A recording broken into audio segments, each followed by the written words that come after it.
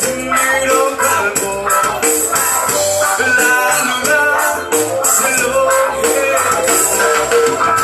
Pinawala ng bagong mundo, sa person na pinapauso nyo. Alibasa, hindi ka ako, napagtatawanan ng mga tao. Walang pangako sa loob. Walang pangako, hindi ito sa'yo. Walang pangako sa loob. Tingin ka lang kasi ika'y nakakalbo.